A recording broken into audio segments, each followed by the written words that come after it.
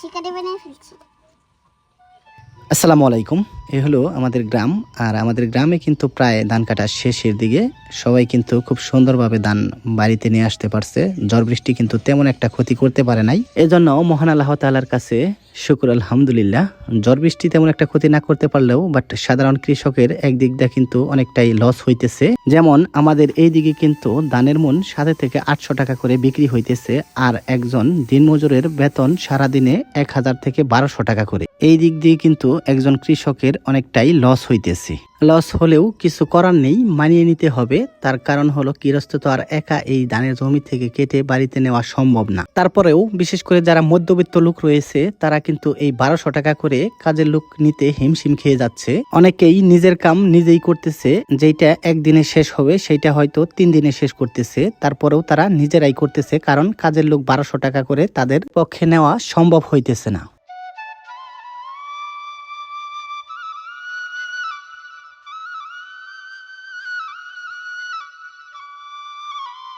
এই ঘরটার মধ্যে কিন্তু একটা কক মোরক রয়েছে। আমাদের যে একটা বক পাখি রয়েছে ওই যে ওইখানে খাঁচার ভিতরে, ওইটা কিন্তু আমরা মানে এই রুমে দিয়ে দিতে চাইছিলাম, যেহেতু ওইটা খাঁচার ভিতরে বন্দি করে রাখা ওইভাবে ঠিক না।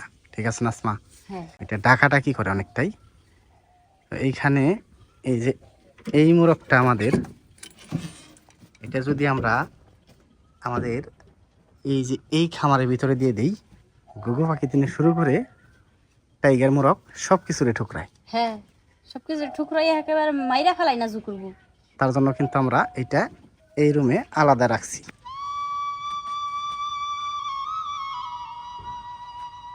আর এই বক পাখিটা এই খামারের ভিতরে অনেকটাই কিন্তু চেঁচামেচি করে।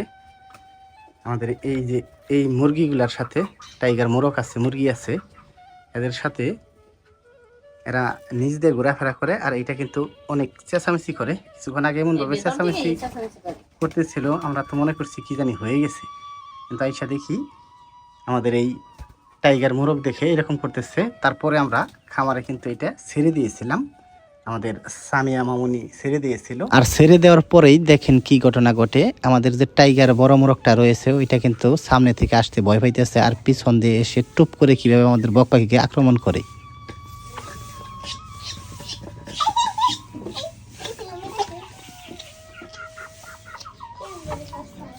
খামারের মধ্যে সামিয়া বক পাখিটা ছেড়ে দেওয়ার পরেই কিন্তু এভাবেই আক্রমণ করছিল। আপনারা দেখতেই পারলেন কিভাবে আক্রমণ করছিল। আসলে এইটা আমরা খাঁচার ভিতর আটকিয়ে রাখতে চাইছিলাম না, কারণ খাঁচার ভিতর আটকিয়ে রাখলে অনেকটাই চেঁচামেচি করে, আর এই চেঁচামেচি করলে আমাদের সামিয়া মামুনির নাকি কষ্ট হয়। তার জন্যই কিন্তু মূলত সামিয়া এটা ছেড়ে দিয়েছিল। আসলে ছেড়ে দিয়ে পালন করা সম্ভব হবে না। এইখানে যেহেতু আক্রমণ করে টাইগার মুরগিগুলা, আর আমাদের ওই ঘরে যেহেতু কক মুরগি রয়েছে, তো যতদিন থাকবে আমাদের এই খাঁচার ভিতরেই থাকবে। কিছুদিনের ভিতরে আমরা এটা উন্মুক্ত করে দিব। যখন আসমা এটা কুড়িয়ে নিয়ে আসছিল তখন কিন্তু অনেকটাই ছোট ছিল। হ্যাঁ, একেবারে ছোট ছিল।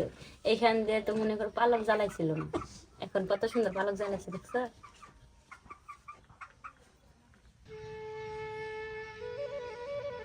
এই যে এইখানে দিতে চাই, এই যে দেখো দারকিনে মাছ ঘুরতেছে না, এগুলা দেখি শিকার করে খাইতে এই পারি বাচ্চা এখনই শিকার করে খাইতে পারবো? দেখি শিকার করে তোমার কি মনে হয় সামিয়া পাখি এখানে শিকার করে খাইতে পারবো?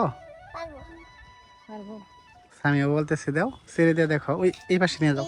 এখানে দেখো বাঁধে দিয়েছি, বকাই যেন মাছ মারে, বকাইকে খিলাবো। এখানে বাইরে রাখছো, পরবর্তীতে মারবা? মাছ আছে অনেক অবশ্যই। ওই যে ওইখানে নাম আসমা নিচে। আমার তো মনে হয় না যে শিকার করে খাইতে পারবো এখনই। খাইতে পারবো? দেখা যাক। কোথায় দেখি মাছ আছে ওইদিকে নিয়ে যাই, সেহার মধ্যে দিই। আরে ওইটা নিচে দিলে আইসা পড়বো, আমার মনে হয় থাকবো না।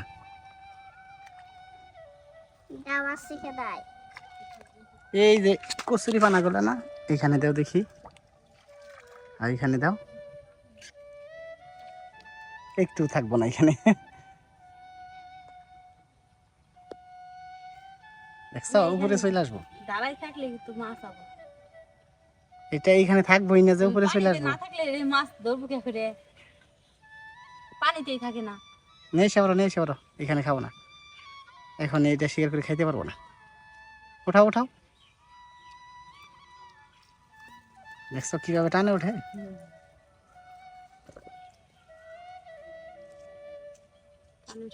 এখানে বসাই দেবো এখানে। মাছটা নিয়ে মাছ নিয়ে আসছো না? সেই জন্য দাও দাও মাছ দাও। পরে উঠবে।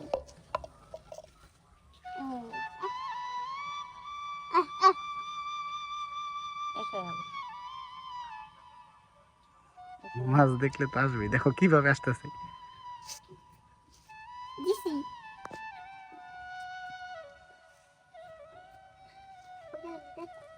ওইখানে ওইখানে যাবো, ওইখানে যাবো। এখানে দিয়ে দাও, যা, যা, ওইখানে যা। ছেড়ে দিয়ে দাও। ওইখানে এখন ভালো। রাখো রাখো এখানে রাখো সানি। ওইখানে যাবো। একটু হালা এখানে টুকুস ওই আসতেছে। দেখছো? আমার দেখো, এই যে দেখো শিকারি বানিয়ে ফেলছি। দেখছি খাবার এতগুলো মাছ খেয়ে ফেলবে? কে ফেলতে পারবে?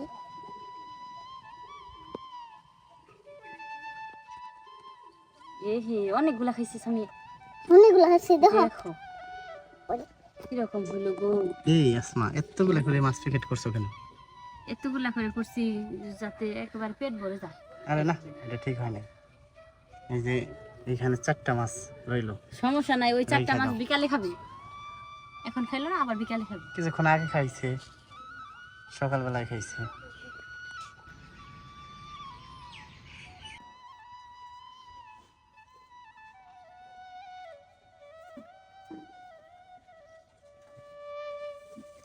এখানে বসাই রাখলে পাখিটা নিচে নেমে যায়, তার জন্য খাঁচাই রাখতে হবে।